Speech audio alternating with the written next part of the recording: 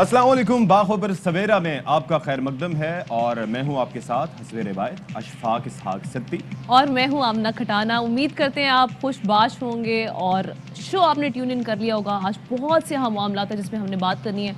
अशफाक, इस मुल्क में इस वक्त क्रिकेट चल रही है, ठीक है जी, जो बहुत अच्छी खबर है। इस मुल्क में इस वक्त लॉन्ग मार्च चल रहा है, हुकूक सिंध मार्च चल रहा है, यानी सियासी गहमा गहमी भी चल रही है। अच्छा जी, एक अच्छी खबर ये कि वज़ीर आज़म इमरान खान ने रिलीफ दिया और उसके असरात हमें लेकिन दिखाई नहीं दे रहे। यानी पेट्रोल तो कम हो गया, बिजली भी कम हो गई, लेकिन दूध की कीमतों में इजाफा। भाई बात यह है कि वो जो कमी की गई थी उसके भी लॉन्ग टर्म इफेक्ट पे मैंने शुरू में ही बात कर ली थी और बाद में भी एलेबरेट किया था कि आगे क्या क्या हो सकता है। क्योंकि आज आप देख लें कि जो ब्रेंट की कीमत है क्रूड ऑयल की, वो $110 फी बैरल पे पहुंच गई है। तो it will effect the waste and it will effect all the countries. वो चीज़ें साइड पे छोड़ दें, वज़ीर आज़म ने फैसला किया, पॉपुलर फैसला था, आवाम के लिए फैसला था और उसके कुछ सियासी मुहर्रिकात भी हो सकते हैं। लेकिन ये जो दूध की कीमतों का मामला है, हम ये एंटिसिपेट कर रहे थे कि होगा ये कि जब ऐसा कमी होगी तो बाकी चीज़ों की कीमतों में भी कमी होगी।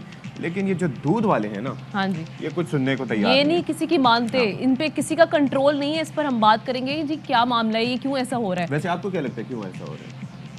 क्योंकि कंट्रोल नहीं है इन पर। अच्छा, कमिश्नर कराची ने जब इनसे मुलाकात भी की थी और उनको कहा था कि आपने 120 तक मुकर्रर कर लेंगे, लेकिन आप देखिए उसकी भी खिलाफ वर्जी। रेट लिस्ट है, जो प्राइस लिस्ट है, ना गोश्त उस पे दस्तयाब है, ना उस पे सब्जी उस पे दस्तयाब है और ना कोई उसको पूछने वाला है। तो प्राइस कंट्रोल कमेटियां कहां पर हैं, इस पर हम बात करेंगे। वो हमारा शो नहीं देख रही, आपको पता है, वो इस वक्त सो रहे हैं। वो सो रहे हैं, उनको सोने दें।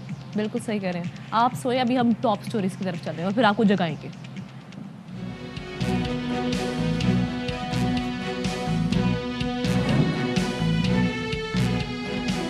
ना हुकूमत की मानी, ना इंतजामिया को घास डाली, डेयरी फार्मर्स माफिया हुई बेलगाम। पेट्रोल सस्ता होने के बाद भी दूध की कीमत 150 रुपए फी लीटर करने का ऐलान, साथ ही जल्द कीमत 200 रुपए तक पहुंचाने का भी कह दिया। उम्र बढ़ने के साथ कमर का दर्द भी बढ़ने लगता है। लंबे कद वाले जल्द ही इस मर्ज का शिकार हो जाते हैं। वजन कम करके और रोजाना वर्जिश को आदत बनाने से इस पर काबू पाया जा सकता है।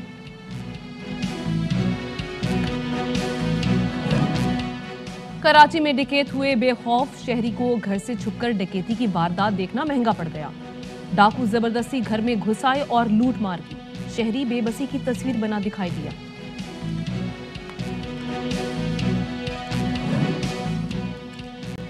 और बेकार और नाकारा अशिया भी किसी खजाने से कम नहीं।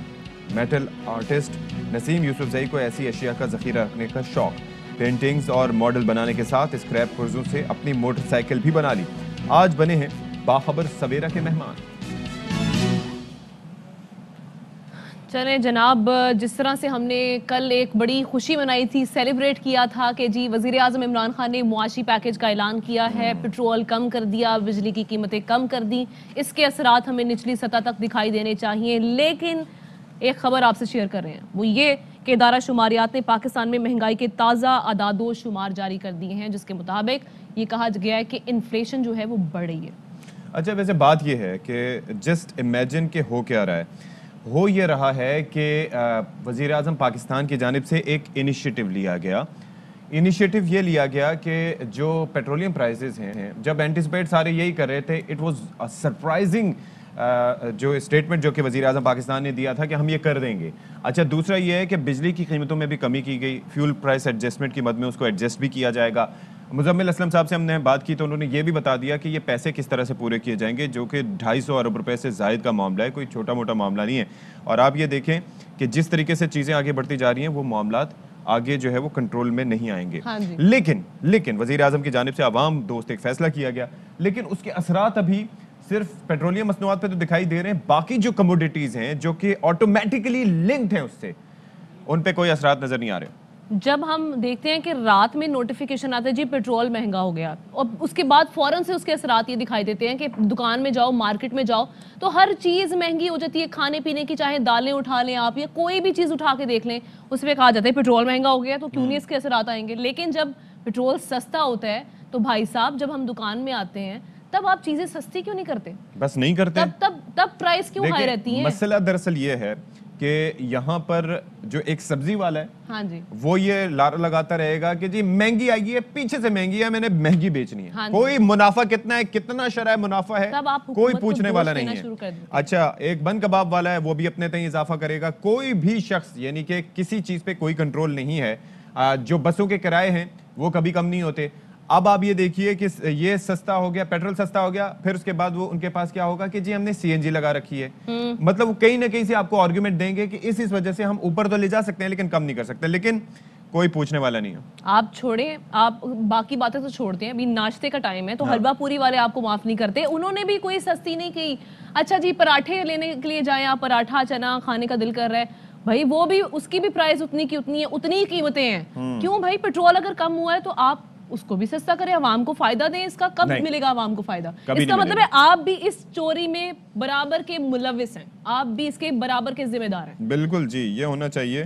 اور ذرا بات کر لیتے ہیں کہ ملک بھر میں صورتحال ہے کیا، بیسکلی ہو کیا رہا ہے۔ تھوڑا آرام سے ہم تحمل سے اس پہ تذکرہ کریں گے، اور پشاور سے ہمارے ساتھ اس وقت موجود ہوں گے عثمان علی، ان سے ذرا بات کرتے ہیں کہ کیا سچویشن ہے۔ بھائی عثمان، ہمیں پتہ نہیں نہ جانے آواز ان کی جائے گی یا نہیں جائے گی جی؟ اچھا نہیں ہے جی ہمارے ساتھ ابھی عثمان علی، ان کو آواز نہیں جا رہی ہے۔ اشفاق، پورے ملک میں ہی ہم وہی بات پھر بار بار یہ دہرا رہے ہیں کہ وزیر اعظم عمران خان نے تو ہمیں ریلیف دے دیا، لیکن جو پیچھے لوگ بیٹھے ہوئے ہیں، جو نچلی سطح پہ جنہوں نے فائدہ پہنچانا ہے، جو تاجران ہیں۔ اچھا جی، اب آ جائیں عثمان پہ، بڑی مہربانی۔ عثمان علی ہمیں جوائن کیے ہوئے کچھ دیر سے، تو عثمان بتائیے گا، آپ ایک بازار میں موجود ہیں، یہاں آس پاس دکانیں ابھی غالباً کھلنا شروع ہو رہی ہیں، پیٹرول کی قیمت میں ایک ساتھ 10 روپے کمی کی گئی، بڑا خوش آئند فیصلہ، اثرات کوئی نظر آئیں؟ کوئی چیز آپ کو، کوئی ایک چیز ایسی بتا دیں جس کی قیمتوں میں دکانداروں نے یا کسی نے بھی کم کیا ہو؟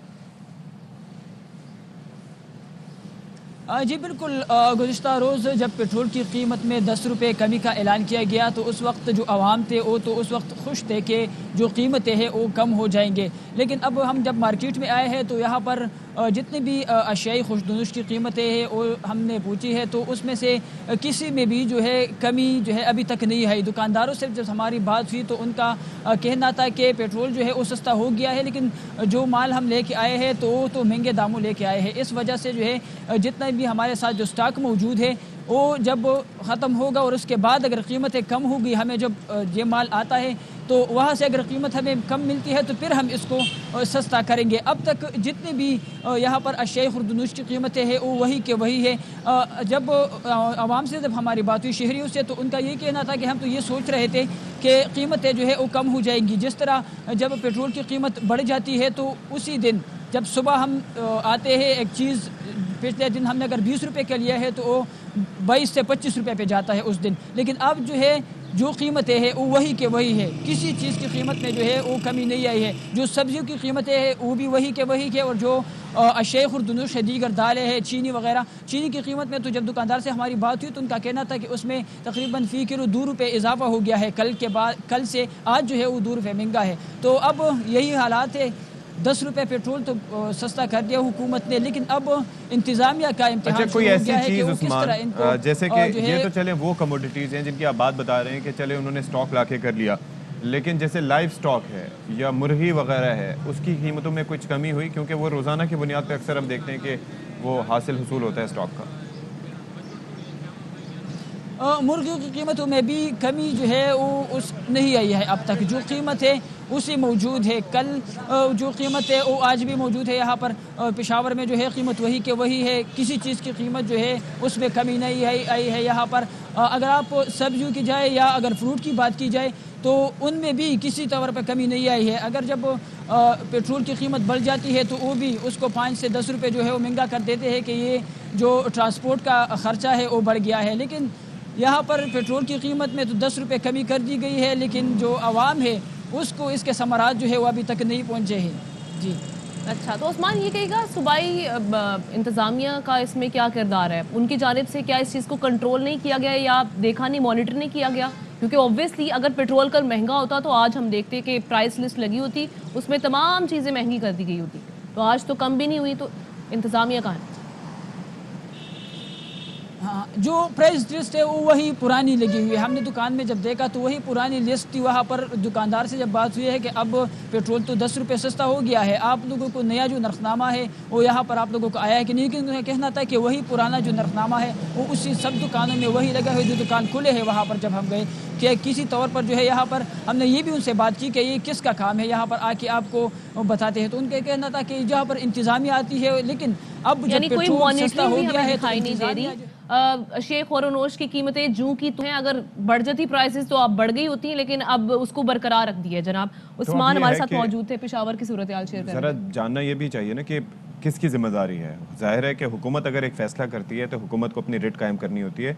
शहरी इंतज़ामिया जैसे कि आप तस्करा कर रही थी, उनका भी काम ये होता है कि वो प्राइस कंट्रोल पे, लेकिन प्राइस कंट्रोल एक ऐसी चीज़ है जिस पे यहाँ पर कोई काम नहीं किया जाता और लोग फिर उससे सफ़र करते हैं और मुश्किलात में पड़ते हैं। अच्छा, अब लाहौर का ज़रा तस्करा कर लेते हैं, और वहाँ पर आपका शहर ज़ाहिर है कि जानते हैं कि वहाँ पर कुछ असरात पड़े। लाहौरियों ने कुछ, जो ताजिर बरादरी है उन्होंने कुछ कमी की चीज़ों में, हथोला रखा। तो इसी ये पर बात करते हैं। ख्वाजा रमज़ान मजीद हमारे साथ मौजूद हैं। ख्वाजा रमज़ान मजीद, वहाँ पे क्या सूरत हाल है?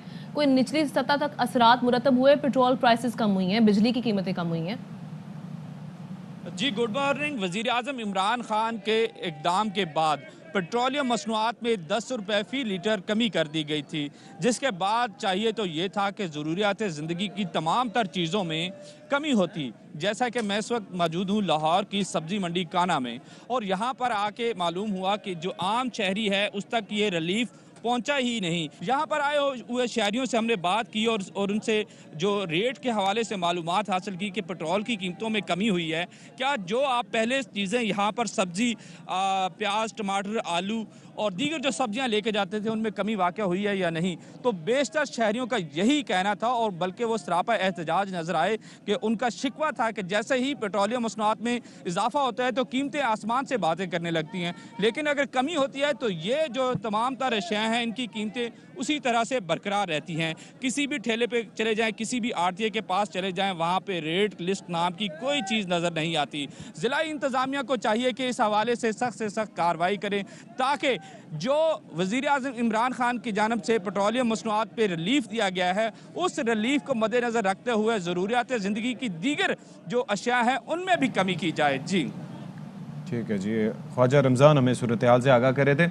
महंगाई देखें बढ़ती चली जा रही है, और ओवरऑल हम एक चीज़ जो नोटिस कर रहे हैं कि कल चूँकि एक बड़ी खबर थी, और बड़ी खबर के जो लॉन्ग टर्म इफेक्ट्स होंगे वो अपनी जगह, लेकिन शॉर्ट टर्म में आवाम को फ़ायदा होगा, भले उसके क्रेडिट कोई भी ले, भले उसकी जो अपोजिशन जमातें क्रेडिट ले लें, लेकिन बहरहाल हुकूमत की जानिब से एक मुश्किल फ़ैसला था मईशत के हवाले से, लेकिन उन्होंने लिया। लेकिन उसके साथ साथ हमने एक और दो खबरें और देखी। एक तो ये है कि गैस की कीमतों में औसतन 16% से ज़्यादा इजाफे की मंजूरी दी सुई नॉर्दर्न ने, लेकिन अभी उस पर अमल वफाकी हुकूमत की हिदायत के बाद ही होगा। दूसरा ये है कि भाई ये दूध वाले जो है ना, इनका कोई पुरसाने हाल नहीं, ये किसी की नहीं सुनते। इन्होंने तहैया कर रखा है कि हमने अपनी मनमानी करनी है, state with in the state उन्होंने बनानी है। और जाहिर है कि हम जो देखते भी हैं मार्केटों में कि एक कमिश्नर साहब अपनी, मैं तो कराची की हद पे बात करूंगा कि यहाँ पर एक कमिश्नर साहब की जानिब से एक रेट लिस्ट निकाली जाती है, ना गोश्त उस पर मिलता है, ना सब्जी उस पर मिलती है, ना कोई और चीज़ मिलती है, और ना ही दूध उस पर मिलता है। मैं वही बात कर रही हूँ कि देखें, चले बाकी शहरों की भी हमने सूरत हाल जानी, बाकी एशिया खौरनोश की अगर हम बात करें उसमें फलों की, सब्जियों की, दालों की, गोश्त की कीमतें अच्छा उन्होंने ज़्यादा नहीं की, लेकिन उन्होंने अच्छा कम नहीं की पेट्रोल की वजह से, लेकिन उन्होंने ज़्यादा भी नहीं की, कम अज़ कम वहाँ पर कायम है। अब इन्होंने डेयरी माफिया ने क्या किया जनाब, इन्होंने 10 रुपये लीटर दूध की कीमत बढ़ा दी है। मतलब आप ये देखें कि इनको कोई पूछने वाला नहीं है। कमिश्नर कराची ने दिसंबर में इनसे मुज़ाकरात किए थे जिसमें 120 तक का कहा था, लेकिन इन्होंने उसके रेट को भी चैलेंज कर दिया। जी, इस पे आप ज़रा बात कर लेते हैं कि कराची में सिचुएशन क्या है। हमें एक दूध वाले यानी कि गवाले की दुकान के बाहर मौजूद दिखाई दे रहे हैं अंजुम अब्दुल वहाब, उनसे ज़रा बात करते हैं। अंजुम अब्दुल वहाब, आपके अक़ब में लिखा हुआ है बुज़ुर्गों का एहतराम करें, और बाकी भी कई तालीमात दी गई हैं, लेकिन जो गिरां फरोशी ना करें, इस हवाले से भी कुछ तालीमात मौजूद हैं। कुछ अमल दरामद दिखाई दे रहा है, कुछ कीमतें मुस्तहकम हैं या बढ़ा दी गई हैं? नहीं जी, अमल दरामद तो हमें कहीं नहीं नज़र आता। ख़ासतौर पे एक छोटा सा पहले एक जिक्र कर लूँ, प्राइस लिस्ट जो कमिश्नर कराची की जानिब से जारी की जाती है, दालों की, चावल की, गोश्त और मुर्गी की, दूध की, ये अब एक रद्दी का टुकड़ा बन के रह चुकी है, क्योंकि 2018 से कबल की ये پرائز لسٹ جاری کی گئی ہے جو ابھی تک مسلسل چلتی آ رہی، جس میں کوئی رد و بدل نہیں کیا گیا، اور اس سلسلے میں تمام جو تاجر ہیں ان کا کہنا بھی درست ہے کہ 2018 سے لے کے ابھی تک قیمتوں میں کافی فرق آ چکا، تو اس میں تبدیلی آنی چاہیے۔ 136 روپے مرغی کے نرخ ہیں 2018 سے قبل کے، جو ابھی تک چلتے آ رہے ہیں۔ بہرحال یہ ایک بات تھی، اور دودھ کا بھی اگر یہ دیکھا جائے تو اس کے بھی نرخ کمشنر کراچی نے 8 دسمبر کو 120 روپے فی لیٹر مقرر کیے تھے۔ اس میں بھی دودھ پہلے ہی 110 سے 120 روپے مل رہا تھا جب یہ ریٹ مقرر کیے گئے تھے، اور سرکاری نرخ اس وقت 94 روپے تھے۔ اب صورتحال یہ ہے کہ 8 دسمبر سے 120 روپے کے نرخ ہیں وہ مقرر کیے گئے، لیکن 140 میں فروخت کیا جاتا رہا، اور آج کے دن 150 روپے فی لیٹر ہو چکا ہے۔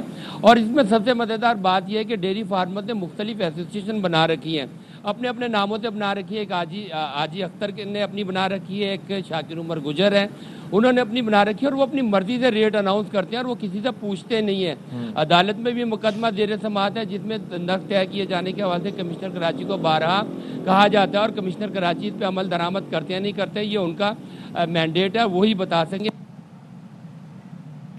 ٹھیک ہے جی، انجم عبد الوہاب بتا رہے تھے کہ جی دکاندار کیا کریں جب ڈیری فارمرز پیچھے سے یہ بات کرنا شروع کر دیتے ہیں کہ ہم بیچیں گے ہی نہیں ان کو اس قیمت پہ، اس نرخ پہ، لیکن بات یہ آ رہی ہے کہ جب فکس کیا گیا تھا ریٹ اس کے اگینسٹ جا کر یہ کیسے خود سے کیسے ہو فیصلہ رہا کر لیا ہے، گیا؟ تو ذرا اس پہ بات کر لیتے ہیں۔ ہمارے ساتھ اس وقت موجود ہیں، ویسے تو اسٹوڈیوز میں تشریف لاتے ہیں لیکن اس بار ویڈیو لنک کے ذریعے ہمارے ساتھ موجود ہیں ڈیری اینڈ کیٹل فارمرز ایسوسی ایشن کے مرکزی صدر شاکر عمر گجر صاحب۔ گجر صاحب بہت شکریہ، آپ نے ہمارے لیے وقت نکالا۔ آپ کے چہرے پہ وہی معصومانہ مسکراہٹ ہے، لیکن آپ اپنے وعدے کے پکے نکلے، آپ آہستہ آہستہ کر کے قیمتوں کو لے کے جا رہے ہیں 200 روپے کی طرف، کیوں ہے آخر ایسا؟ اصل میں جی دیکھیں، یہ تو ایک کھلی کتاب کی طرح ہے، تمام چیزیں بڑھنے والی مہنگائی، اور ہم نے جن خدشات کا اظہار کیا تھا بارہا کر چکے ہیں۔ ہم نے پرائم منسٹر آف پاکستان کو خط بھی لکھا پر کوئی سنوائی نہیں ہوئی۔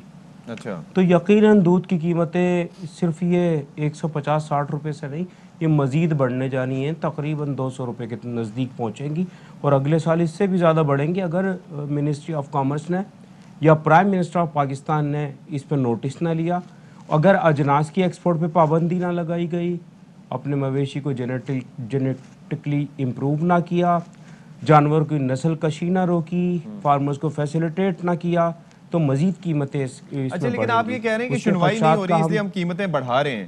اچھا، کیا وجہ ہے؟ کیا آپ کو لگتا ہے کہ جو ایوان اقتدار میں سارے بیٹھے ہیں، جتنے بھی اعلیٰ افسران ہیں، عہدیدار ہیں، وزراء ہیں، سب ڈبے کا دودھ استعمال کرتے ہیں کہ آپ کی جانب کوئی دیکھتا نہیں ہے؟ سارے افیکٹ تو سب لوگ ہی ہوتے ہیں ان چیزوں سے۔ اصل میں جی دیکھیں، میں آپ کو ایک بات بتاؤں، ان پٹ آزاد اور آؤٹ پٹ کنٹرول ہے، اور یقیناً ایک منظم مہم چلائی جا رہی ہے تازہ دودھ کو بدنام کرنے کے لیے، اور ڈبہ بند مافیا یقیناً 95% مارکیٹ پہ قبضے کے خواب دیکھ رہی ہے، اور یہ کوئی ڈھکی چھپی بات نہیں ہے کہ چھوٹے فارمر کا استحصال کیا جا رہا ہے، اسے ختم کیا جا رہا ہے۔ تو یہ چیزیں سمجھنے کی ہے جی کہ 98% آپ کا چھوٹا فارمر ہے جو دودھ فراہم کرتا ہے شہروں تک، پھر اسے ترسیل کیا جاتا ہے، تو یقیناً چھوٹے فارمر کو زندہ رکھنے کے لیے دودھ کی قیمتوں کو ڈیمانڈ اینڈ سپلائی کے مطابق کیا جانا اچھا، آپ نے ایک تذکرہ کیا ابھی کہ ان پٹ آزاد ہے اور آؤٹ پٹ پہ کنٹرول ہے۔ کنٹرول تو آؤٹ پٹ پہ بھی نہیں ہے، جسی وجہ سے ہم دیکھ رہے ہیں کہ آپ جب چاہے قیمتوں میں اضافہ کر دیتے ہیں، لیکن یہ ذرا ایلیبریٹ کیجئے گا کہ ان پٹ کیسے آزاد ہے؟ دیکھیں جی، اجناس کی قیمتیں شتر بے مہار کی طرح دن بدن بڑھ رہی ہیں، مویشیوں کی قیمتیں دن بدن بڑھ رہی ہیں، ادویات کی قیمتیں دن بدن بڑھ رہی ہے، لیبر کاسٹ دن بدن بڑھ رہی ہے، بجلی، پانی، گیس، کرائے، ہر چیز دن بدن بڑھ رہی ہے، ٹرانسپورٹیشن بڑھ رہی ہے۔ تو آخر کو دیکھیں نا، میں مہنگے اجناس کھلا کے، مہنگے جانور خرید کے، مہنگی لیبر دے کے، لیکن ٹرانسپورٹیشن کا آپ نے تذکرہ کیسے کیا، آپ کو کل ہی سستا وزیر اعظم صاحب نے 10 روپے کم کر دیے پیٹرول پہ، ٹرانسپورٹیشن کی مینز میں تو اس پہ بڑا امپیکٹ پڑنا اچھا چاہیے، اقدام ہے جی، تو کوئی بڑا اثر اچھا دکھائیں اقدام نا ہے جی پرائم منسٹر صاحب کا، اور پرائم منسٹر صاحب چاہیں تو دودھ کی قیمتیں بھی کم کر سکتے ہیں جی، اگر وہ اجناس کی ایکسپورٹ پہ پابندی لگانے کا وعدہ ہم سے کر لیں اور اس پہ پابندی لگا دیں، دودھ کی قیمتیں 40-40 روپے لیٹر کم ہو جائیں گی، اور اس میں کوئی دو رائے نہیں۔ تو شاکر صاحب، جب آپ لوگوں کی میٹنگ ہوتی ہے، جب لاسٹ آپ کی میٹنگ ہوئی کمشنر کراچی کے ساتھ، تب بھی تو انہوں نے آپ کو اس بات پہ پابند کر دیا کہ 120 تک جو ہے وہ قیمت مقرر کر دی جائے، تب نہیں آپ نے تحفظات اپنے سامنے رکھے؟ جو بھی آپ کی کمپلینس تھیں تب تو آپ لوگ مان گئے، لیکن اب پھر ایک خود ساختہ اضافہ؟ ایسا نہیں ہے جی، ایسا نہیں ہے. دیکھیں کمشنر کراچی صاحب کے پاس میٹنگ ضرور ہوئی تھی، میں اس میں خود موجود تھا. اچھا. وہ ایک بادشاہی نظام ہے جہاں پہ بولنا بدتمیزی تصور کیا جاتا ہے.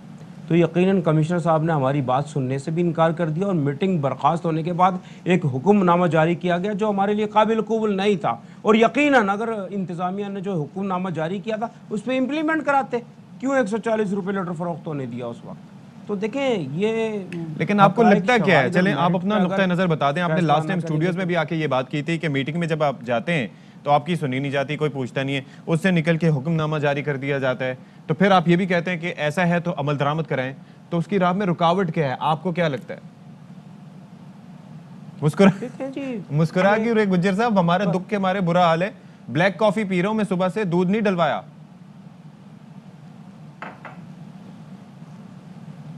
عجیب مسئلہ یہ ہے جی کہ دودھ کی قیمتوں کا اب جو معاملہ ہے، یقیناً وہ میری اور آپ کی خواہشات سے اس کا تعلق نہیں ہے، وہ ان پٹ کی قیمتوں سے اس کا تعلق ہے. ان پٹ کی قیمتیں جیسے جیسے بڑھیں گی دودھ کی قیمتیں بڑھیں گی. اور آپ کے چاروں صوبوں کے محکمہ live stock, ministry of national food security and research اور دیگر جتنے بھی ریلیونٹ ادارے ہیں وہ آپ کے کام کرنے کو تیار نہیں ہیں. آپ دودھ کی قیمتیں بڑھنے کا ذمہ دار ہمیں ٹھہراتے ہیں، جبکہ ایسا نہیں ہے. ہم اس کی قیمتوں کے ذمہ دار نہیں ہیں. سمجھ نہیں آ رہی کہ جب آپ سے نیگوسیشن کی جاتی ہے، آپ کہتے ہیں وہاں پر ہم بات نہیں کر سکتے، وہ بدتمیزی تصور کی جاتی ہے. اس کے بعد آپ یہ کہہ رہے ہیں جی ان کی طرف سے امپلیمنٹیشن بھی نہیں ہوئی. آپ بالکل بھی ہاتھ ہولا نہیں رکھنا چاہتے تاکہ عوام جو ہے، عوام اس سارے سچویشن میں عوام سفر کر رہی ہے نا، وہ کیسے 200 تک افورڈ کرے گی دودھ کی قیمت؟ ابھی تو 150 ہے، لیکن آگے آپ بڑھانے کا سوچ رہے ہیں. تو اب جب آپ نے بات نہیں کرنی، انہوں نے بات، آپ کہہ رہے ہیں امپلیمنٹیشن نہیں کرانا، اب اس مسئلے کا حل کیا ہے؟ کیا یہ ایسے چلتا رہے گا؟ جی اس مسئلے کا حل ہے بیٹھ کے ٹیبل ٹاک کی جائے. ادارے ہمارے ساتھ بیٹھیں، کوئی پالیسی بنائیں، دودھ کی قیمتیں، گوشت، مرغی، انڈے کی قیمتیں کم کرنے کے لیے کوئی پالیسی بنائیں. Ministry of national food security and research, چاروں صوبوں کے محکمہ لائیو اسٹاک اور انتظامیہ، اور دودھ کی قیمتوں کا جو کنٹرول ہے. دیکھیں دودھ کی قیمتوں کا نوٹیفیکیشن ہے وہ کمشنر کراچی کے ہاتھ میں نہیں ہونا چاہیے. دودھ کی قیمتوں کا جو نوٹیفیکیشن ہے وہ محکمہ لائیو اسٹاک کے ہاتھ میں ہونا چاہیے. اور بلکہ میں تو یہ کہتا ہوں دودھ کی قیمتوں کو آزاد کر دینا چاہیے، ڈیمانڈ اینڈ سپلائی پہ پورے نظام کو پلے کرنا چاہیے. یعنی کہ ڈی ریگولیٹڈ ہونا چاہیے. کہہ چکا ہوں، یعنی کہ ڈی ریگولیٹڈ ہونا چاہیے. قیمتوں کو، جی ہاں جی، یعنی آپ چاہ رہے ہیں ہم دودھ پینا چھوڑ دیں، مطلب آپ یہ چاہ رہے ہیں؟ نہیں، دودھ سستا ہو جائے گا جی پھر اس سے. اچھا میں یہ کہہ رہا تھا کہ آپ نے کہا کہ ہم آپ کو ذمہ دار کیوں ٹھہراتے ہیں. بھائی وسیم بادامی صاحب اپنے معصومانہ سوالات کی وجہ سے پہچانے جاتے ہیں اور آپ اپنے معصومانہ جوابات کی وجہ سے. مطلب ظاہر ہے کہ جب اعلان آپ کریں گے کہ ہم نے دودھ اتنا مہنگا کرنا ہے تو ہم نے تو آ کے آپ کو ہی پوچھنا ہے کہ بھائی ایسا کیوں ہو رہا ہے.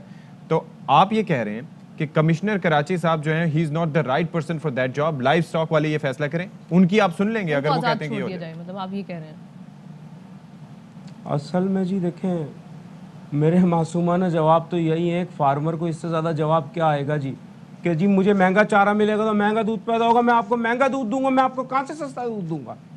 تو بہت ضروری ہے کہ ہم چارے کو سستا کرنے کی کوشش کریں، اور وہ منسٹری آف کامرس کے ہاتھ میں ہے. میں بارہا کہہ رہا ہوں، ہم چیخ رہے ہیں، چلا رہے ہیں، کوئی سننے کو تیار نہیں ہے ہماری بات.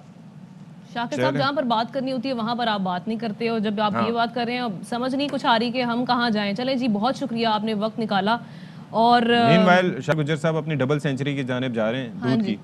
تو اللہ ہی ہمارا ڈبل سینچری کی طرف جا رہے ہیں. پیٹرول، وزیر اعظم صاحب اور متعلقہ جو محکمے ہیں they should take notice of it. یا اگر آپ لوگ مطلب جو بھی متعلقہ حکام ہیں، ایون کمشنر صاحب بھی، اگر آپ نے اس پہ امپلیمنٹیشن کروانا ہے تبھی آپ ریٹ لسٹ ایسے نکالیں.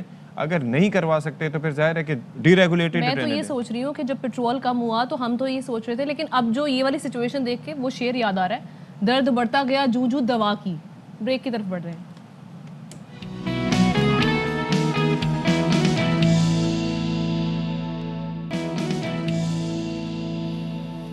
Welcome back once again. اور اب ہم بات کرنے والے ہیں پاکستان پیپلز پارٹی کی، جس کا لانگ مارچ جاری و ساری ہے، اپنی منزل کی جانب رواں دواں ہے. کیا صورتحال ہے، کہاں تک یہ لانگ مارچ پہنچا ہے، اسی پر بات کرتے ہیں. ہمارے ساتھ ارباب چانڈیو موجود ہیں ویڈیو لنک کے ذریعے. ارباب السلام علیکم. ارباب بھائی جی وعلیکم السلام. میں ویڈیو لنک میں ویڈیو لنک کے ذریعے نہیں ہوں. اچھا، میں اپنی ڈی ایس این جی کے ذریعے اس کو بھی ہم ویڈیو لنک ہی قرار دیں گے. اس کو ہم ویڈیو ہی کہیں گے. اچھا ارباب یہ کہیے گا کیا گہما گہمی ہے, کہاں تک پہنچی ہے یہ قافلہ, اور دوسرا یہ کہیے گا کہ آج کیا پلان ہے, آج کیا مصروفیات ہیں؟ جی شکریہ آپ کا کہ گڈ مارننگ, بھلی کرے آیا. آج صبح ہم سکھر میں موجود ہیں. آج لانگ مارچ کا چوتھا دن ہے. آج صبح جو ہے اس لانگ مارچ کا افتتاح ایم این اے خورشید شاہ کے گھر کے جو ہے دعوت سے ہوگا. تقریباً تمام اراکین اسمبلی اور پیپلز پارٹی کے رہنماؤں کو 9:30 بجے تک خورشید شاہ کے گھر طلب کیا گیا ہے, اور وہاں پر چیئرمین پیپلز پارٹی رات کو وہیں تھے اور دیگر رہنما بھی وہاں موجود تھے. بتایا یہ جا رہا ہے کہ آج صبح سب کو بلا کے آئندہ کی جو حکمت عملی ہے سندھ کی صورتحال اور جو مارچ کی صورتحال ہے اس پر تفصیلی تبادلہ خیال ہوگا. ابتدا یہاں سے ہوگی, اس کے بعد بلاول بھٹو زرداری اپنے روایتی کنٹینر کے ذریعے پہلا اس کا پڑاؤ پنو آکل, دوسرا پڑاؤ جو ہے گھوٹکی, تیسرا پڑاؤ ڈہر کی, اور اس کے بعد اوباڑو جو ہے سندھ بلوچستان پنجاب کی سرحد ہے. آگے پھر پنجاب ہے. آپ کو پتا ہے کہ پنجاب کا ریسپانس یہاں ابھی نہیں بتا سکتے.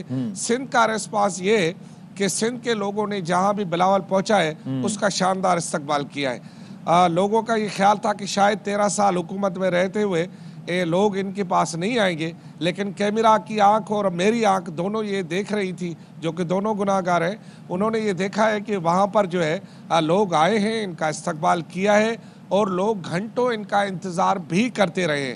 لوگوں کو اس سے کوئی تعلق نہیں کہ وہ کس کے خلاف بات کر رہا ہے بلاول بھٹو. لوگ صرف بلاول بھٹو کو دیکھنے, اسے سننے, اور اس میں ایک خاص بات جو ایڈیشن ہوا ہے وہ ہوا ہے آصفہ بھٹو زرداری کا. اچھا, یعنی آصفہ بھٹو زرداری بھی کنٹینر میں مسلسل مختلف مقامات پر اپنے بھائی بلاول بھٹو زرداری کا ہاتھ بٹا رہی ہیں, ان کے ساتھ لوگوں کے نعروں کے جوابات دے رہی ہیں, اور لوگوں میں جوش اور ولولہ پیدا کر رہے ہیں.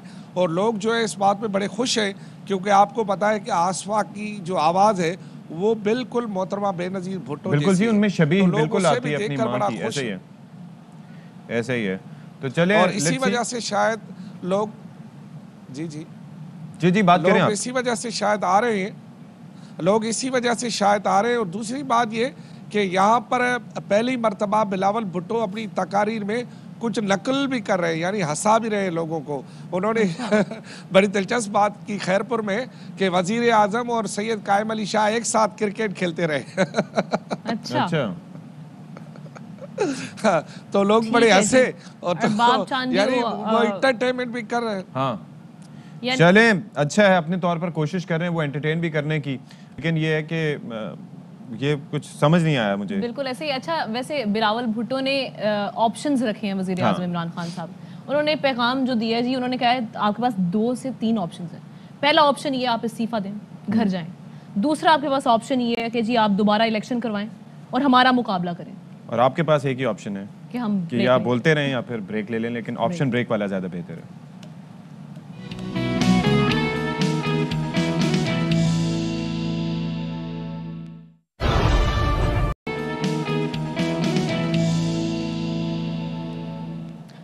Welcome back once again. اور خواتین و حضرات, لوہے کے فالتو ٹکڑے یا پرزے جنہیں آپ بالکل بیکار سمجھ کر کباڑیوں کو بیچ دیتے ہیں, ان کو بھی استعمال میں لایا جا سکتا ہے. یہ سکھایا ہمیں جناب نسیم یوسف زئی صاحب نے, جو کہ میٹل آرٹسٹ ہیں.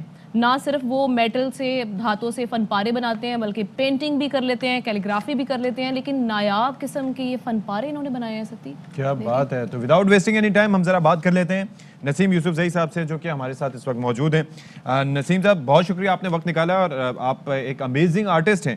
یہ میٹل آرٹ جیسا مشکل کام ہے, یہ بڑا it's not an easy task, کوئی نفیس اتنا کام نہیں ہے. کیسے آپ نے شروع کیا, کتنی محنت اس پہ کرتے ہیں آپ؟ بہت بہت شکریہ آپ سے بات کرنے کا. چونکہ آرٹسٹ ہو تو آرٹسٹ کے لیے تو کوئی کام مشکل نہیں ہوتا, وہ تو بس وہ اگر اسٹارٹ کر لے تو میرے خیال میں وہ کر لیتا ہے, وہ بنا سکتے ہیں. پہلے اس سے یہ کہ کم از کم انسان کی ڈرائنگ اچھی ہو. جب ڈرائنگ آپ کی اچھی ہوگی تو آٹومیٹیکلی پھر جب آپ کوئی اسکلپچر وغیرہ بنا تو شاید وہ کسی ہو کسی اور PVC وغیرہ سے اور تبھی بنتا ہے کہ جب انسان کو شوق بھی ہو, جذبہ ہو, इसी तरह मैं फालतू लोहे के टुकड़े जो इधर उधर होते हैं लोग फेंकते हैं, मैं उसी को इकट्ठा करता हूँ और उसी से इस किस्म के ऑब्जेक्ट्स बनाता हूँ कि लोग बहुत पसंद करते हैं उसको। तो नसीम यूसुफ सईद साहब, ये काम सीखा कहाँ से आपने? आपकी फैमिली में भी कोई काम कर रहा था इस तरह? नहीं, फैमिली में कोई भी नहीं करता और ना है किसी ने, और ना पेशावर में इधर जहाँ पे मैं रह रहा हूँ कोई ऐसी एकेडमी वगैरह नहीं है कि जहाँ पे बंदा सीखे। मैंने खुद से ये कर रहा हूँ ये काम। गॉड गिफ्टेड एक टैलेंट है जिसको मैं इस्तेमाल कर रहा हूँ और अल्हम्दुलिल्लाह अच्छी चीज़ें बना रहा हूँ। अच्छा, आपने मैंने जब रीड किया और देखा भी कि आपने डायनासोर भी बनाया, चमगादड़ भी बनाया, ये इतना मुश्किल इंसानी मॉडल्स भी बनाए, ये जैसे वो अखबार पढ़ रहे हो या कुछ कर रहे हो इस तरह से, ये कैसे मुकम्मल किया आपने ये सब कुछ? एक तो ये है कि हालात को देख के उससे थोड़ा सा मुतासिर हो के उसी वक्त जो जहन में आइडिया आता है तो फिर सामने जो पड़ी हुई मटीरियल होते हैं, रॉ मटीरियल जो यूज मटीरियल होता है, उसी में से चीज़ें चुन के और उसी को अमली शक्ल दे देता हूँ, फिजिकल बना देता हूँ। ज़बरदस्त। और अच्छा लगता है। और ये आपके पीछे नसीम साहब हम देख सकते हैं, पीछे वजीर आज़म इमरान खान साहब की गालिबन हमें पोर्ट्रेट दिखाई दे रहा है। ये कैसे बनाया आपने, कब बनाया? ये मैंने सिक्के कैनवस के ऊपर लगाए, जो ₹1 का सिक्का जो होता है उसको बहुत सारे सिक्के मैंने जोड़े और उससे ये चीज़ ये तस्वीर बनी। क्या बात है। अच्छा, कोई ये जब आप बनाते हैं ये सारे आर्टिफैक्ट, तो कोई जोड़ने के लिए कोई स्पेशल कोई वेल्डिंग मशीन यूज़ करते हैं? किस तरीके से इनको आपस में जोड़ते हैं आप? बिल्कुल, क्योंकि ये टोटल अक्सर लोहे के टुकड़े होते हैं तो उनको आपस में जोड़ने के लिए वेल्ड मशीन का इस्तेमाल होता है। और वेल्ड मशीन उसके लिए जो मैं इस्तेमाल करता हूँ वो स्पार्क वेल्डिंग मशीन है, जिससे दो लोहे आपस में जुड़ जाते हैं। ओके। और ये कहिएगा, ये जो आर्ट पीसेस आप बनाते हैं ये बेचते भी हैं या आपने सिर्फ अपने शौक के लिए ये बना रखे हैं? हाँ, बेचता नहीं हूँ, अपने शौक के लिए बनाता हूँ और सैकड़ों के तादाद में इस तरह से बनाए हुए और अपने स्टूडियो में रखे हुए। अच्छा, तो फरमाइश तो लोग करते होंगे भाई, ये देखते हैं जैसे कि हमारा शो देखने के बाद भी लोग आपसे राब्ता करेंगे, वैसे भी लोग आपसे कहते होंगे भाई इतनी खूबसूरत चीजें कोई हमें तो दो। बिल्कुल, फरमाइश कर रहे थे, तो अगर कोई ऐसी चीज हो कि जो ऑर्डर पे मैं बना लेता हूँ तो फिर तो वो ठीक है, वो तो उनकी मिल्कियत हो जाती है। लेकिन जो मेरी चीजें, मैंने जो बनाई हुई चीजें जो मेरे स्टूडियो के अंदर है, गैलरी के अंदर है, तो वो मैं बेचता नहीं। ओके, चलें जी, आप अपना शौक जारी रखिए। बहुत शुक्रिया, आप हमारे साथ मौजूद रहे और क्या ज़बरदस्त टैलेंट क्रिएटिविटी है और क्या क्रिएटिविटी और मुश्किल काम है, इंतहाई मुश्किल काम है। और वो जिस तरह से कह रहे हैं कि सिर्फ ये काम नहीं करते, कैलीग्राफी भी करते हैं, पेंटिंग भी करते हैं। जनाब, सैल्यूट है इनको। अभी हम ब्रेक ले रहे हैं, ब्रेक की तरफ चलते हैं।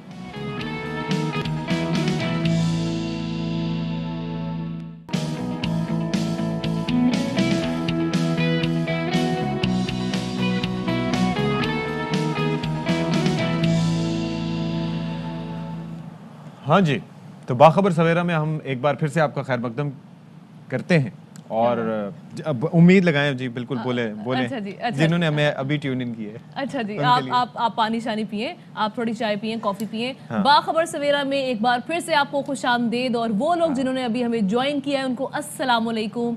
उम्मीद करते हैं आप ठीक ठाक होंगे। मुल्क का जो दर्जा हरारत है इनके असरात यहाँ पे भी आ रहे हैं। मुल्क का जो दर्जा हरारत है वो बदल रहा है, इसलिए अपने ख्याल रखिए। ना सिर्फ मुल्क की दर्जा हरारत यानी मुल्क की मौसम, बल्कि सियासी मौसम भी बदल रहा है। दिन ब दिन कुछ ना कुछ रंग हमें नजर आता है। और हमें कल जो रंग नजर आया वो ये कि लाहौर में कल वजीर आज़म इमरान खान पहुंचे और जब उन्होंने ब्रेक लगाई चौधरी बरादरान यानी अपनी इत्तेहादियों की तरफ, तो उन्होंने कहा कि वजीर आज़म साहब, हम वादे के पक्के हैं, हम आपके साथ ही हैं। अच्छा, लेकिन बात यह है कि जाहिर है कि लेकिन कहते हैं ना कि जितनी हाई प्रोफाइल मुलाकात हो, आप सोचें कि शहबाज शरीफ के वहाँ पर इतने अरसे बाद जाने के बाद, फिर बाकी लोगों के राब्ते के बाद वजीर आज़म साहब का वहाँ पर जाना और फिर मुलाकात, तो फिर मुलाकात तो एक होती है लेकिन उसकी कई कहानियां सामने आती हैं। हर कोई अपने अंदाज में वो कहानियां बयान कर रहा होता है। लेकिन अभी तक की इत्तलात के मुताबिक जाहिर है कि चौधरी बरादरान भी सियासत में they are in their for decades, तो वो कुछ गेन ही करेंगे किसी न किसी सिचुएशन से। तो देखें क्या नतीजा निकलता है। अभी तक तो आपकी इत्तलात के मुताबिक वो ये कह रहे हैं कि we are with the government. हाँ जी, तो ये इस पर तफसीली बात करेंगे, लेकिन सबसे पहले टॉप स्टोरीज।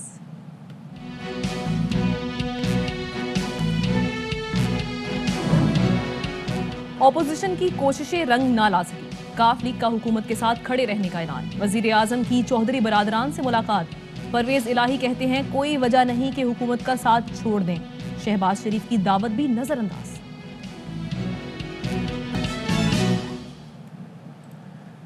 اچھا جی، تو اب ہم ذرا آغاز کرنے جا رہے ہیں اپنے اس شو کا، یعنی کہ شو کا پہلا حصہ تو آپ دیکھ چکے ہیں جو 9 سے 10 سے 10 سے 11 اب ہم بات کریں گے۔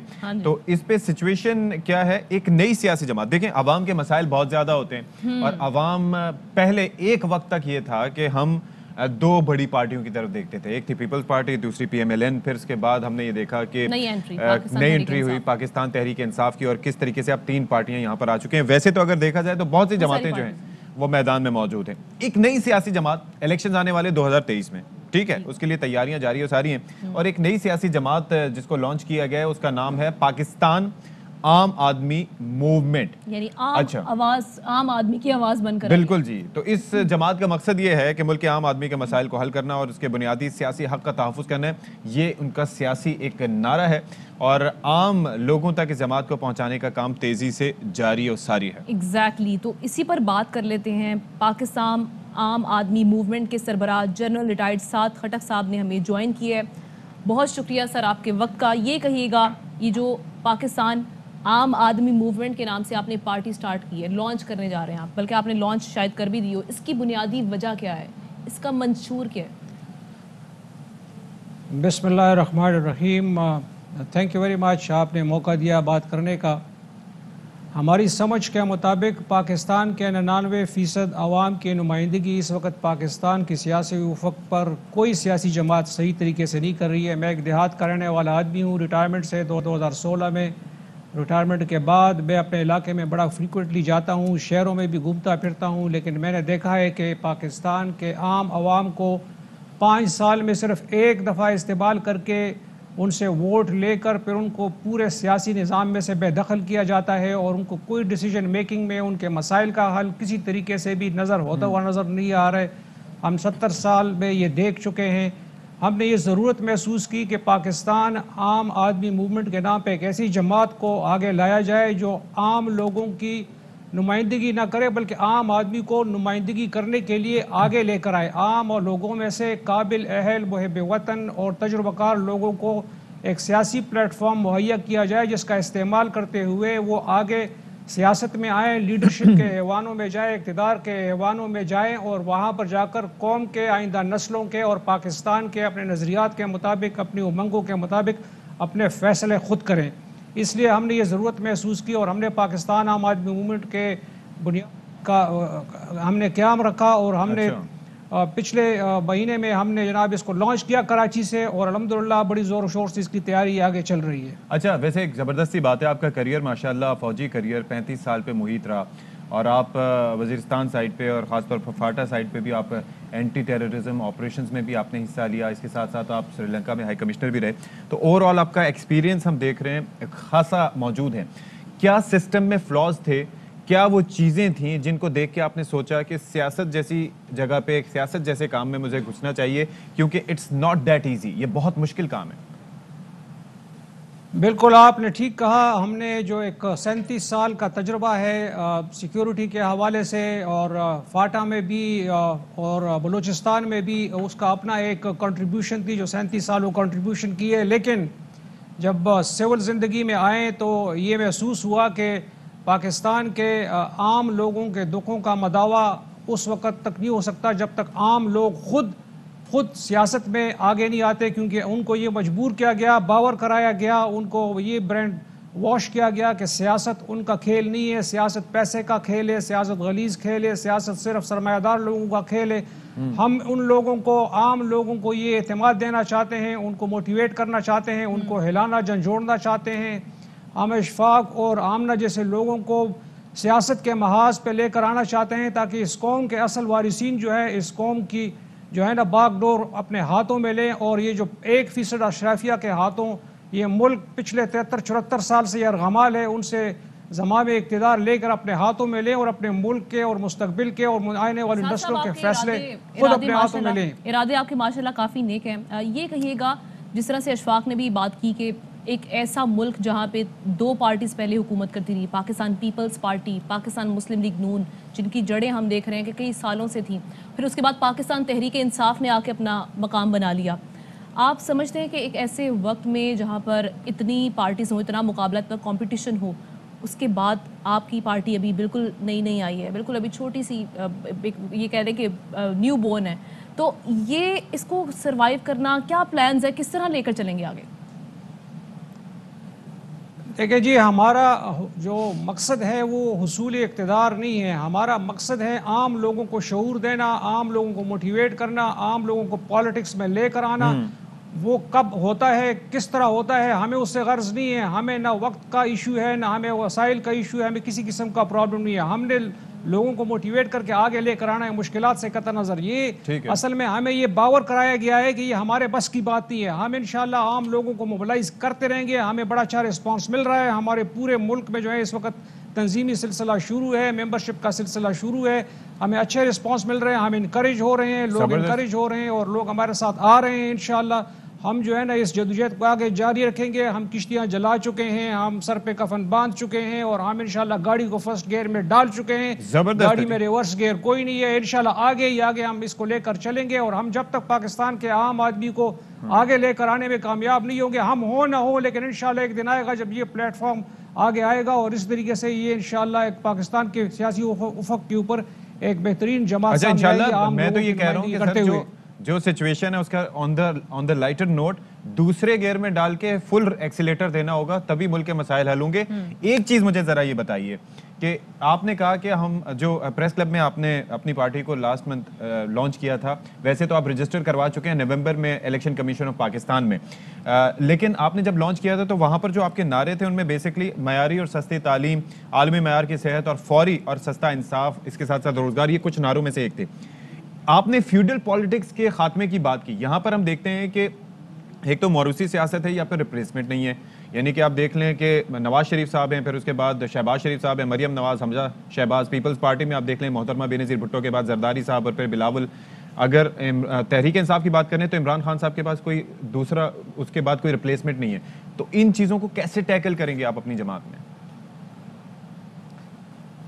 ہم نے بالکل یہ تہیہ کیا ہوا ہے کہ ہمارے جو پولیٹیکل سٹرکچر میں فیوڈلزم کا, فیملی پالیٹکس کا, اس کا کوئی جگہ نہیں ہے. اور ہم موجودہ سیاسی جماعت سے بہت اچھا سبق سیکھ چکے ہیں کہ جس طریقے سے یہ جو الیکٹیبلز کے چکر میں آ کر حکومت لینے کے چکر میں انہوں نے لوگوں کے ہاتھوں یرغمال ہو گئے ہیں, اور ابھی عوامی امنگوں کے اوپر, عوامی کمٹمنٹ کے اوپر ڈیلیور نہیں کر پا رہے ہیں, اور ان کے ساتھ جو ہو رہا ہے وہ آپ کے سامنے ہے. تو ہم نے بالکل عام لوگوں کو موبلائز کرنا ہے, عام لوگوں میں سے لوگوں کو الیکٹ کرانا ہے, ان کو ایوان اقتدار میں پہنچانا ہے. ڈسپائٹ دی ڈیفیکلٹیز ہوں گی, بے شک ہوں گی, چیلنجز ہوں گے, ہم ان کا سامنا کریں گے, لیکن ہم ان اصولوں کے اوپر کمپرومائز نہیں کریں گے کہ ہم نے فیوڈل پالیٹکس کو. لیکن سر مسئلہ یہ ہے کہ ایک انتخابی مہم چلاتے ہوئے آپ کو پتا ہے کہ یہ جو امیدوار ہیں سیاسی, یہ کروڑوں روپے خرچ کرتے ہیں, اس کے لیے فنڈز کی ضرورت ہوتی ہے. وہ کیسے آپ ارینج کریں گے, مینیج کریں گے؟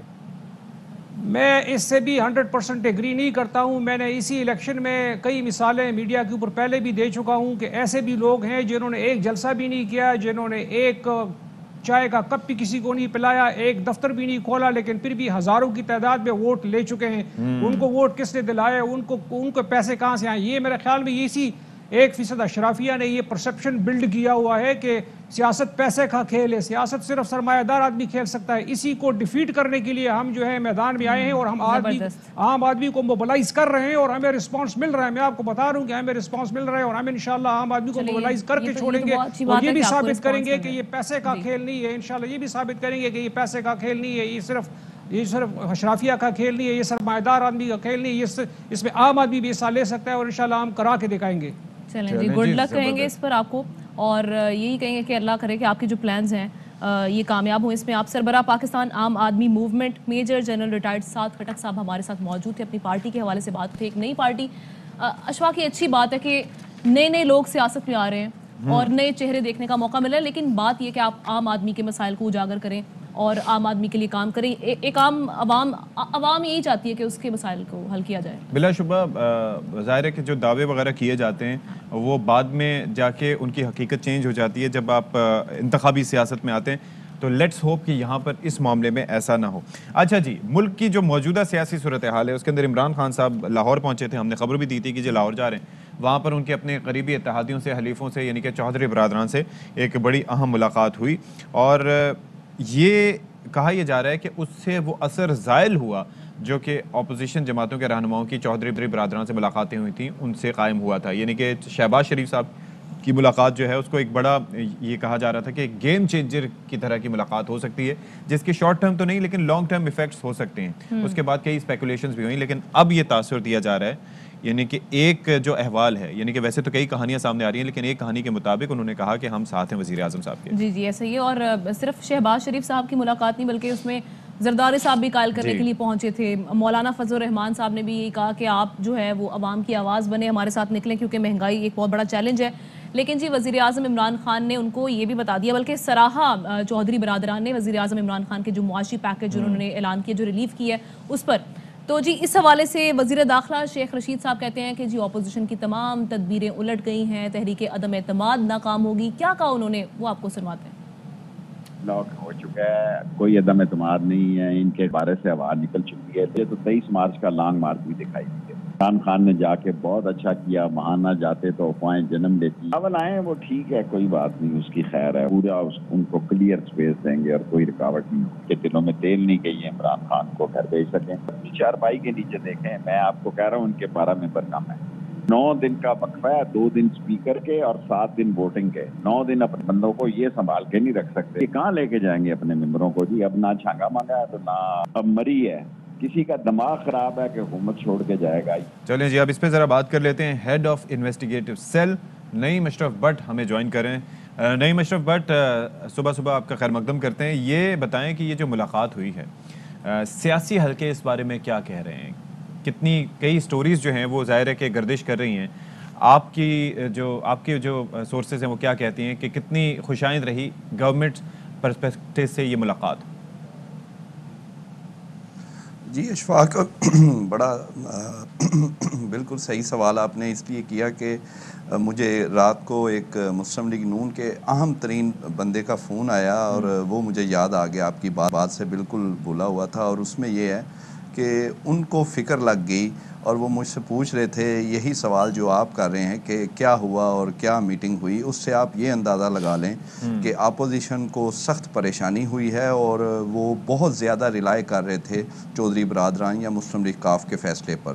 تو پرائم منسٹر جو کل گئے ہیں اس میں کوئی شک نہیں ہے, اس کو دونوں اطراف سے چیک کیا گیا ہے اور یہ واقعی کنفرم بات ہے کہ چودھری برادران نے وزیر اعظم کو یقین دہانی کروا دی ہے کہ ہم آپ کے ساتھ ہیں. اچھا.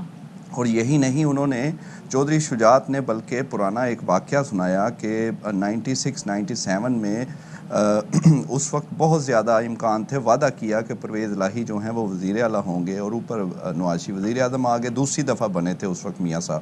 تو جب وقت آیا تو انہوں نے اپنے بھائی شہباز شریف کو وزیر اعلیٰ بنا دیا اور پرویز الہی اس وقت پہلی دفعہ اسپیکر بنے اور شہباز شریف پہلی دفعہ وزیر اعلیٰ بنے تھے. یہ بات انہوں نے چودھری شجاعت نے پرائم منسٹر کو اسپیشلی بتائی اور کہا کہ ہم ان کو جانتے ہیں شریف برادران کو, اور ان کو کہ یہ بعد میں کہتے ہیں ابا جی نہیں مان رہے.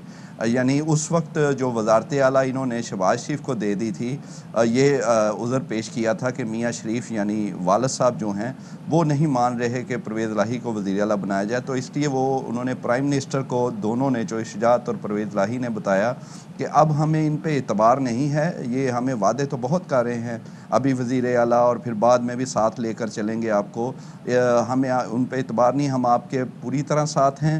اور اہم بات یہ ہے اس میں اشفاق کے اس سے چند روز پہلے ایک پوزیشن چودھری برادران لے چکے تھے اور یہ آپ اس کو سمجھ لیں کہ یہ ٹرننگ پوائنٹ ہے کہ تقریباً 25 فروری کو شہباز شریف نے بڑے خفیہ طریقے سے پرویز الہی کو فون کر کے کہا کہ آپ ہمارے گھر آئیں عشائیے پہ, اور انہیں دعوت دی.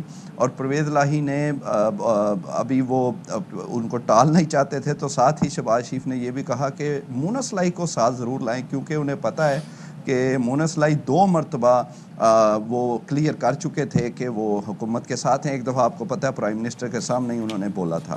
تو اب انہوں نے کہا کہ وہ لے کے آئیں. تو مونس لائی کو جب پتہ لگا تو وہ 25 کی صبح ہی گجرات چلے گئے اپنے حلقے میں, جان بوجھ کر گئے. انہیں پتہ تھا کہ وہ ان کو کیا وہ کہیں گے اور وہ ملنا نہیں چاہتے تھے.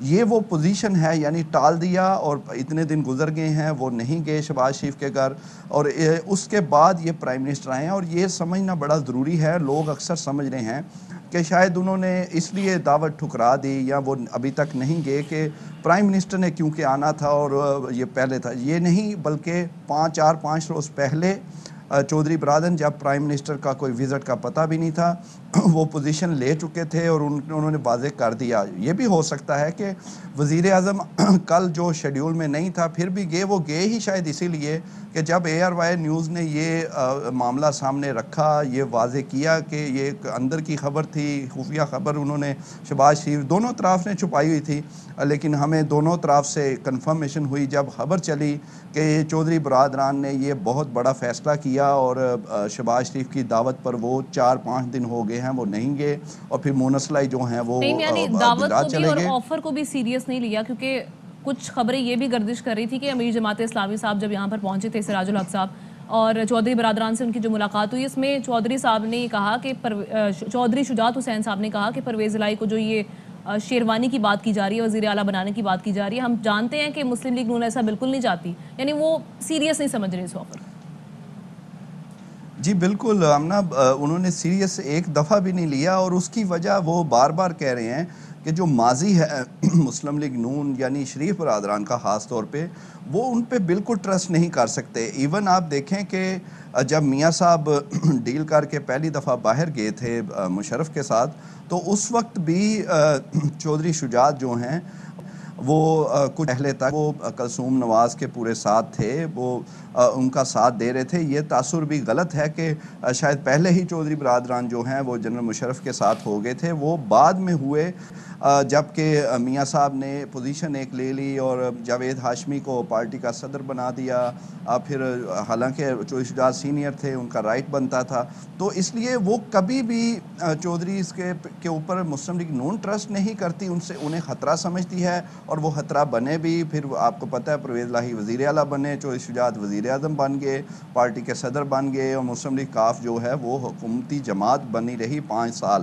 تو ابھی بھی وہ ٹرسٹ نہیں کر رہے.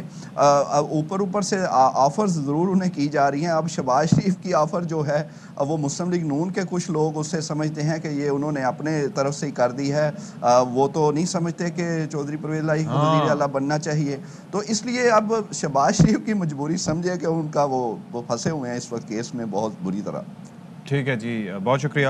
نعیم اشرف بٹ ہمارے ساتھ موجود تھے, اور ظاہر ہے کہ بہت ہو رہا ہے پنجاب کی سیاست میں, اور پنجاب چونکہ اسمبلی میں سب سے زیادہ نشستیں وہاں پر ہیں, تو سیاست کا مرکز و محور وہی ہوتا ہے. اور پیپلز پارٹی نے بھی رخت سفر باندھ دیا, اور آہستہ آہستہ ابھی وہ پنجاب کی طرف جا رہے ہیں, سکھر سے اب نکلیں گے وہاں. تو بہرحال بہت کچھ معاملات ہیں, پنڈال سجے گا اور بڑا احتیاط سے کام لینا بھی پڑ جاتا ہے. جب پنڈال سجتا ہے تو تب سٹیج سجتا ہے, اور ہر بندے کا یہ شوق ہوتا ہے کہ وہ سٹیج پہ جائے, مرکز نگاہ ہو, دنیا اس کو دیکھے. تو لیکن یہ کہ وہاں پر احتیاط برتنی چاہیے, کیونکہ ہم نے کئی بار ایسا دیکھا کہ سیاسی پارٹیز بھی جب سٹیج پر موجود ہوتی ہیں, ایک کیپیسٹی سے آگے لوگ وہاں پر پہنچ جائیں گے سٹیج پر, تو سٹیج کئی بار گر جاتا ہے. کچھ ایسا ہی واقعہ ہوا جناب.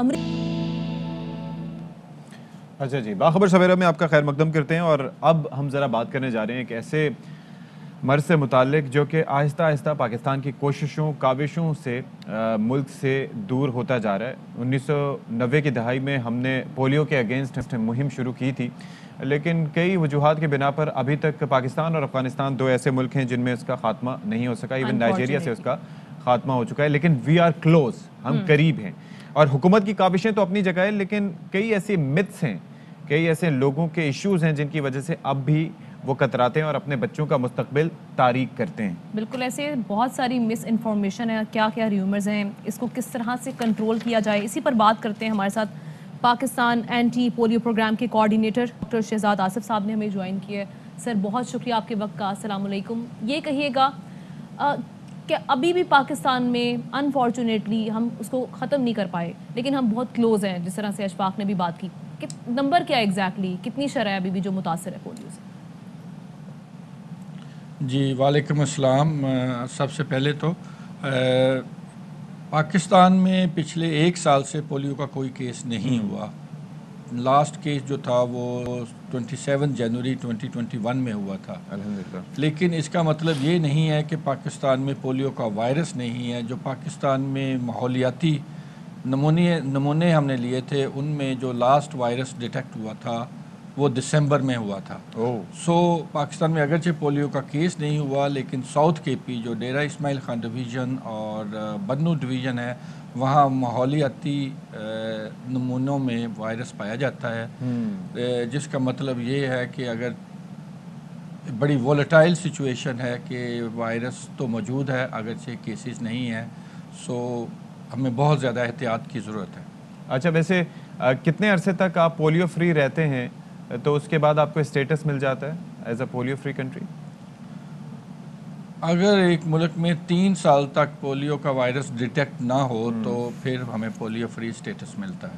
اچھا اب ذرا یہ بتائیے گا کہ جس طرح کا قبائلی کلچر پاکستان کے ان علاقوں میں ہے جہاں سے کیسز ایٹ ٹائمز رپورٹ ہوتے ہیں ویسے ہی کلچر افغانستان میں بھی ہے, تو یہی وجوہات آپ کو مماثلت نظر آتی ہے جس کی وجہ سے یہ دونوں ملک ابھی تک پولیو فری نہیں ہو پائے کمپلیٹلی؟ جی بے حد مماثلت ہے دونوں ممالک میں اور دونوں میں صورتحال بھی ایک جیسی ہے اور دونوں ملکوں کے درمیان جو پاپولیشن کی موومنٹ ہے وہ بھی پہلے تو خیر بہت زیادہ تھی, اب تو بارڈر فینسنگ ہوگی یا تھوڑی سی کم ہو گئی ہے لیکن ان کے درمیان موومنٹ بھی ہے. اس لیے وائرس کے نزدیک پاکستان سے افغانستان اور افغانستان سے پاکستان سفر کرنا آسان ہے. اس لیے وہاں بھی لوگ جو ہیں وہ ان کی ریزرویشن ہے, ان کی اپریہنشنز ہیں اور کچھ متس ہیں جیسے آپ نے کہا جس کی وجہ سے ویکسین کی ایکسیپٹیبلٹی کم ہے. اور انہی علاقوں میں جو پاکستان کے جو بارڈر کرتے ہیں افغانستان کے ساتھ وہاں بھی کچھ ایسے ہی مسائل. سر بہت ساری متس ہیں, بہت ساری مس انفارمیشن ہے جس میں یہ کہا جاتا ہے کہ جی بانجھ پن کا شکار ہو جاتے ہیں یا یہ حلال نہیں ہے قطرے یا پھر بخار ہو جائے گا بچے میں کوئی ڈیفیکٹ نہ ہو جائے, اس قسم کی مس انفارمیشن ہے. ان سے کیٹر کرنے کے لیے آپ سمجھتے ہیں کہ ہماری جو آگاہی مہم ہے اویئرنیس کیمپین ہے اس میں کہیں پہ کوئی لیپس رہ گیا یا اس کو بہتر بنایا جائے کس طریقے سے؟ جی بے شک بہتری کی گنجائش تو ہر وقت موجود رہتی ہے اور ہم یہ نہیں کہتے کہ ہماری جو آگاہی کی جو مہم ہے وہ پرفیکٹ ہے اور ہم ہر وقت ہر کیمپین میں پہلے سے زیادہ بہتری لانے کی کوشش کرتے ہیں. اور اس میں صرف ہمارا ہی کردار نہیں ہے, تمام میڈیا تمام انٹیلیجنسیا کا سب کا ایک رول ہے جو کہ ہم مل جل کے لوگوں کو یہ پیغام دیں کہ یہ جو مت ہیں جو مسکنسیپشنز ہیں ان میں کوئی صداقت نہیں ہے. یہ وہی ویکسین ہے ایکسکیوز می جو باقی تمام اسلامی ممالک میں انکلوڈنگ سعودی عربیہ, UAE, کائرو, ابھی بھی وہاں کائرو میں ایجپٹ میں استعمال ہو رہی ہے. یہی ویکسین ہے جو ساری دنیا میں استعمال کر کے پولیو کا خاتمہ کیا گیا ہے اور اسی ویکسین سے ہم نے پاکستان اور افغانستان سے بھی اس وائرس کو بگاڑا. اچھا اب ذرا ایک چیز تو ہم یہ دیکھ رہے ہیں نا کہ جس طریقے سے اویئرنیس کے ایشو ہیں وہ بھی ہم کوشش کریں کہ میڈیا کے توسط سے بھی اویئرنیس پیدا کریں, لوگوں کو بتائیں کہ ہاں جی پولیو ویکسین کس طریقے سے پلانی چاہیے اور کتنی لازمی ہے. دوسری چیز یہ ہے کہ یہ جو ویکسین کی سٹوریج ہے اس کی شیلف لائف, ٹیمپریچر مینٹین رکھنا, ساتھ میں جو کیری جس طرح سے کیا جاتا ہے اس میں اس چیز کا خیال رکھنا کہ کہیں ویکسین جو ہے وہ اس کا ٹیمپریچر جو ہے وہ مینٹین پراپرلی نہ رہا تو پھر وہ ویکسین کی جو ایفیشنسی ایفیکیسی ہے وہ نہیں رہے گی. تو ان چیزوں کا خیال رکھا جاتا ہے کیونکہ اس میں بھی میں نے دیکھا ہے پرسنل ایکسپیرینسز میں کہ کہیں کہیں اتنا خیال نہیں ہوتا لوگوں کو جو کیری کر رہے ہوتے ہیں اس کو. جی لوگ بہت سارے لوگ سمجھتے ہیں کہ یہ جو ویکسین ہے یہ ہمیں ویسٹ جو ہے مفت دیتا ہے, حالانکہ یہ پوری ویکسین جو ہے یہ گورنمنٹ آف پاکستان خریدتی ہے تھرو یونیسیف اور ہم اس کے پیسے دیتے ہیں. یہ پہلی چیز تو یہ بہت کلیئر ہونی چاہیے. صرف پولیو ویکسین جو ہے تقریباً $35 ملین کی پورے سال کے لیے جو ہم ویکسین خریدتے ہیں اس کی اتنی قیمت ہوتی ہے جو کہ گورنمنٹ آف پاکستان ادا کرتی ہے. دوسری چیز یہ کہ یہ جو ویکسین ہے اس کو اس ملک سے لانا, پاکستان میں لانا, سٹور کرنا اور اس کے بعد लोगों के घरों तक पहुंचाने, बच्चे के मुंह तक वो कतरे पहुंचाने तक हमें उस एक ख़ास टेम्परेचर को मेंटेन करना पड़ता है। हर वैक्सीन वायल के ऊपर एक वैक्सीन वायल मॉनिटर होता है और जो ही वो टेम्परेचर उससे ज़्यादा होती है और वैक्सीन जो है वो इस्तेमाल के काबिल नहीं रहती तो उसका रंग चेंज होता है और हमारी तमाम टीमें जो है वो हर वक्त उसको चेक करती रहती हैं और जो ही कोई ऐसी सूरत हाल हो जिसमें वो कतरों का कलर तब्दील हो VVM का, तो हम उसको यूज़ नहीं करते क्योंकि उसके बाद वो वैक्सीन नहीं। अच्छा, ये हमारे नाज़रीन को भी लिए बता दीजिएगा कि क्या कलर हो जाए वो खुद भी, ताकि जिन लोगों के पास लेके जा रहे हो वो भी नज़र रखें और अगर किसी के पास ये मालूमात नहीं है तो उनको भी मिल जाएं। जी, वो एक स्क्वायर होता है जिसको वाइट कलर का होता है। अगर वो ग्रे कलर का हो जाए और जो बाहर का जो कलर है उससे अंदर का कलर डार्क हो जाए तो फिर वो इस्तेमाल के काबिल नहीं रहती। और हमारी 100% टीम्स को जो एक चीज़ जिसका उन्होंने 100% एहतियात करना होता है, नाकाबिले कबूल है, वो यही है कि टेम्परेचर मेंटेन करना है और हर वक्त उसका VVM जो है वो चेक करते रहते हैं। और इस सिलसिले में हमारी इंशाल्लाह इवन 100% सक्सेस रेट है हमारा। हम वैक्सीन का बहुत ख्याल रखते हैं। चलें जी, ज़बरदस्त, बहुत अच्छी बात है और उम्मीद करते हैं कि पाकिस्तान जल्द ही 1 साल से पोलियो फ्री है। लेकिन ये जो दिसंबर में केस रिपोर्ट हुआ ये थोड़ा सा तशवीशनाक है, लेकिन आप लोग इस पे काम करें। डॉक्टर शहजाद आसिफ बेग, बहुत शुक्रिया। इस टाइम बराह रास्त आपको ले चलते हैं, शाहिद खाकान अब्बासी मीडिया से मुखातिब है।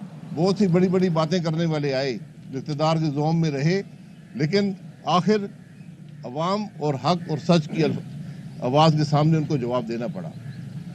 ये तमाशे जो नैब के हैं ये हमने 22 साल से हम भुगत रहे हैं। तो इंशाल्लाह मैं ये भी बताना चाहता हूँ कि जब नई हुकूमत आई सबसे पहले इस नैब की इम्यूनिटी विड्रॉ की जाएगी और जिन लोगों ने नैब के अंदर जुल्म किया है उनको पाकिस्तान के अवाम के सामने जवाबदेह होना पड़ेगा और नैब को ख़त्म करना पड़ेगा, क्योंकि ये वो इदारा है जिसने आज सबसे ज़्यादा मुल्क को नुकसान पहुँचाया है। ये वो इदारा है जो हुक्मरानों के हाथों में खेला।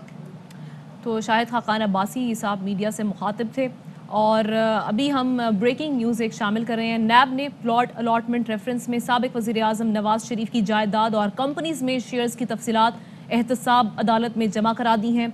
नैब ने कहा कि नवाज शरीफ के नाम मुख्तलिफ शहरों में 1600 केनाल 39 मरले ज़रई अराजी जब्त की है। एक ब्रेक लेते हैं, ब्रेक के बाद आएंगे।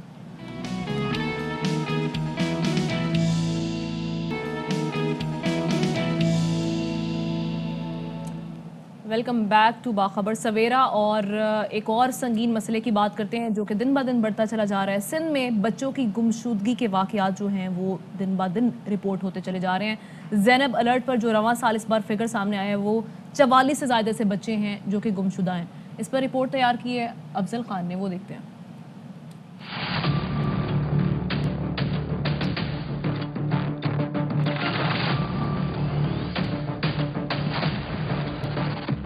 शालतीफ टाउन का रिहायशी 4 साला अहमद घर के बाहर खेलते हुए लापता हुआ।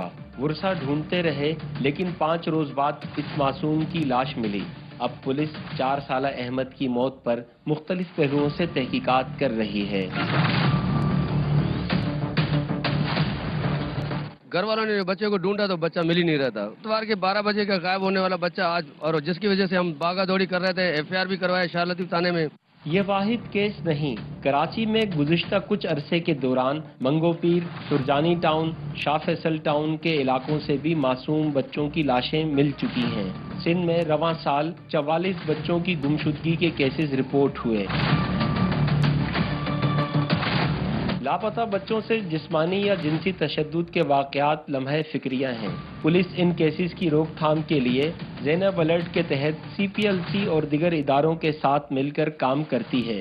पुलिस का एक सिस्टम है कराची में, उसमें मुख्तलिफ इदारे हमारे साथ लिज़ान में हैं और उसमें सबसे फॉरमोस्ट 2 इदारे हैं। एक रोशनी हेल्पलाइन है और दूसरा CPLC है। इतनी भी डिटेल मिल सके और उसके बाद कोशिश की जाती है कि बच्चों का या बच्चियों का ट्रेस मालूम किया जा सके। कोई बच्चा गुम हो जाए या किसी को लावारिस हालत में मिले, शहरी ईदी फाउंडेशन से भी राब्ता करते हैं, जहां गुमशुदा बच्चों के हवाले से बाकायदा एक सेल कायम है। वर्षा की तशवीश उस वक्त कर्ब में बदल जाती है जब किसी गुमशुदा बच्चे की लाश मिले।